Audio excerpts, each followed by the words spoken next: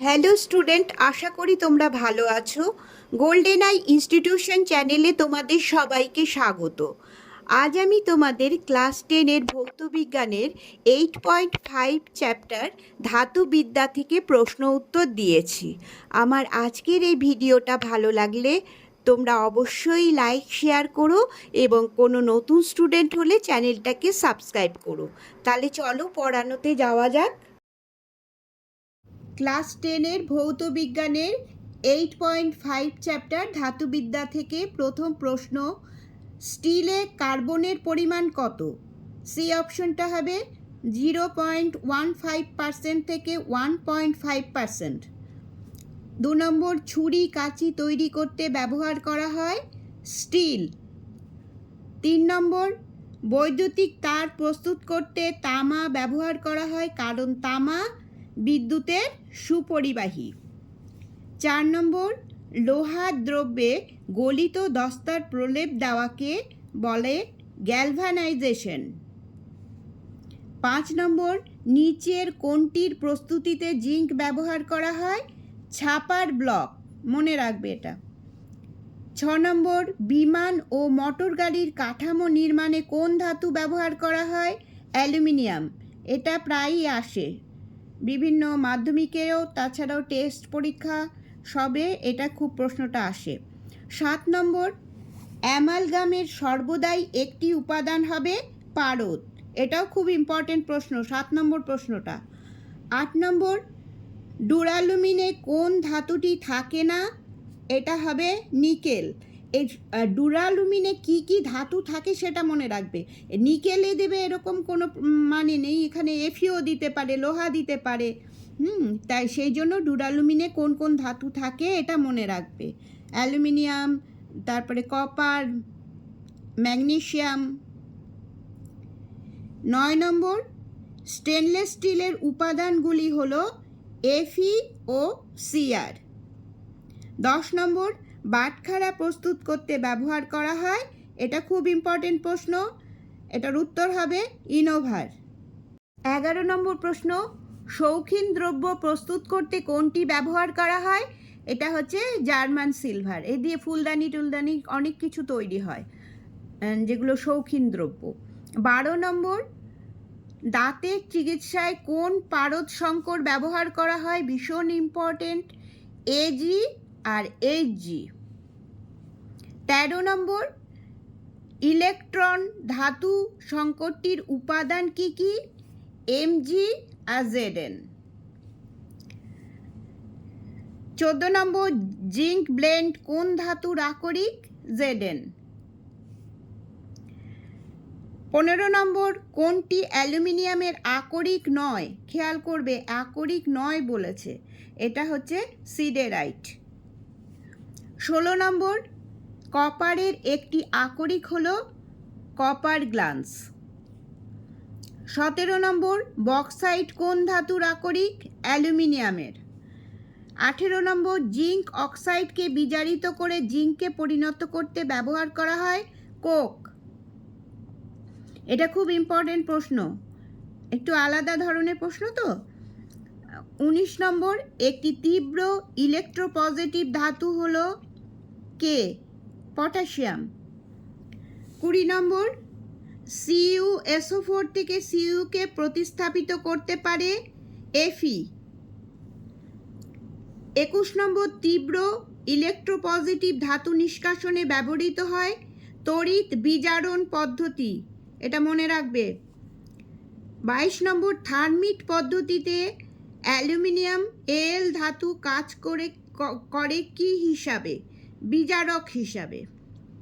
23 নম্বর প্রশ্ন, অ্যালুমিনা থেকে অ্যালুমিনিয়াম নিষ্কাশন করা হয়, এটা হবে বি অপশনটা হবে তড়িৎ বিজারণ পদ্ধতিতে, এটা মনে রাখবে, এই প্রশ্নটা অনেক সময়ই আসে। 24 নম্বর, বেসিক কপার কার্বনেটের বর্ণ সবুজ। 25 নম্বর, লোহার মরচে হলো শোধক ফেরিক অক্সাইড। শোধক মানে আর্দ্র ফেরিক অক্সাইড। 26 নম্বর, ঝালাইয়ের কাজে ব্যবহার করা হয় না কাস্ট আয়রন। 27 নম্বর, নিচের কোন ধাতুটিকে তড়িৎ বিজারণ পদ্ধতিতে উৎপন্ন করা হয়? এটা হচ্ছে এল, অ্যালুমিনিয়াম। 28 নম্বর, জলের পাইপ তৈরি করতে ব্যবহৃত হয়? সি অপশনটা হবে কাস্ট আয়রন। 29 নম্বর, ছোট শিকল ও পেরেক তৈরি করতে ব্যবহার করা হয়? রট আয়রন। 30 নম্বর, রেল লাইন তৈরি করতে ব্যবহৃত হয়? স্টিল। এটা খুব ইম্পর্টেন্ট। 31 নম্বর, বৈদ্যুতিক যন্ত্রপাতি প্রস্তুত করতে ব্যবহৃত হয়? তামা। 32 নম্বর, জার্মান সিলভারে কোন ধাতুটি থাকে না? সিলভার। দেখো এর মধ্যে সিলভার আছে কথাটা, ওই জন্য, কিন্তু সিলভারটাই এর মধ্যে থাকে না। 33 নম্বর প্রশ্ন, তুলাদণ্ড তৈরি করতে কোন সংকর ধাতু ব্যবহার করা হয়? এটাও খুব ইম্পর্টেন্ট প্রশ্ন, মনে রাখবে, ম্যাগনেলিয়াম। 34 নম্বর, নিচের কোনটি জিঙ্কের আকরিক নয়? ম্যালাকাইট। এর আকরিকগুলো না, ধাতুর আকরিকগুলোর নাম সব মুখস্থ করে রাখবে, কোনটা আসবে তো জানা নেই, তাই এটা দেখো ম্যালাকাইট, এটা হচ্ছে জিঙ্কের আকরিক নয়, বাকি তিনটে জিঙ্কের আকরিক। 35 নম্বর, নিচের কোনটি অ্যালুমিনিয়াম এল এর আকরিক? অ্যালুমিনিয়ামের আকরিক, এটা হচ্ছে বক্সাইট। তারপর 36 নম্বর, ক্যালামাইন কোন ধাতুর আকরিক? জিঙ্কের আকরিক। 37 নম্বর, আকরিক থেকে ধাতু নিষ্কাশন হলো ধাতব যৌগের বিজারণ। এটা খুব আসে প্রশ্নটা। 38 নম্বর, নিচের কোন ধাতুটিকে প্রকৃতিতে মুক্ত অবস্থায় পাওয়া যায়? এজি। এটা এখানের উপরটার নাম দিয়েছে এজি, মানে আর এটা মনে রাখবে, সোনা, তারপরে প্ল্যাটিনাম, এগুলোও প্রকৃতিতে মুক্ত অবস্থায় পাওয়া যায়। 39 নম্বর প্রশ্ন, কার্বন বিজারণ পদ্ধতিতে নিষ্কাশন করা যায় এমন একটি ধাতু হলো জেডেন, জিঙ্ক।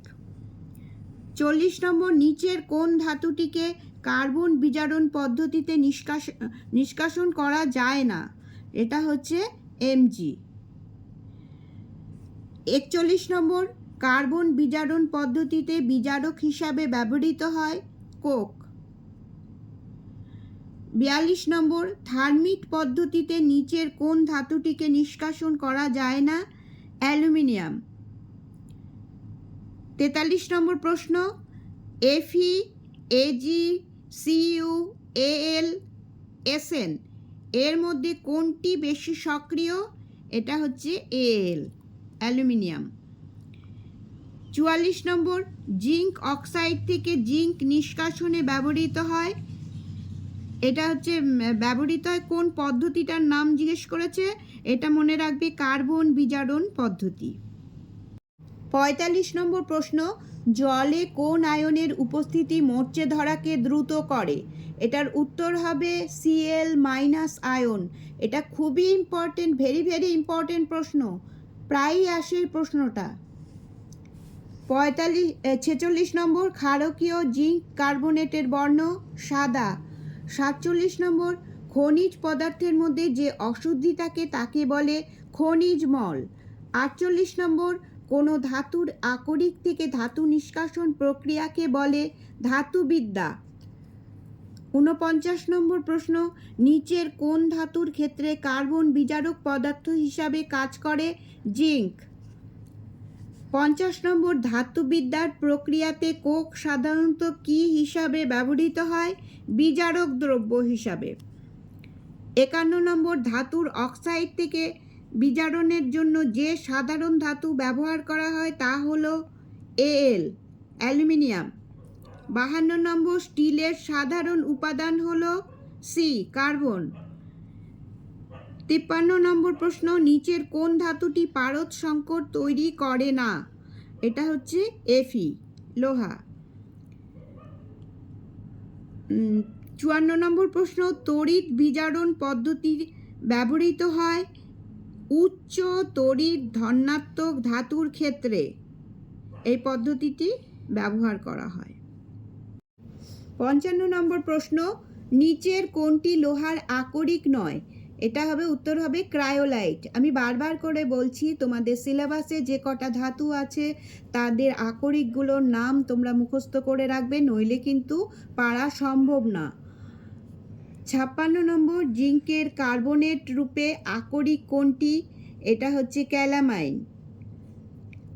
57 নম্বর প্রশ্ন, নিচের কোন ধাতুটিকে মুক্ত অবস্থায় পাওয়া যায় না?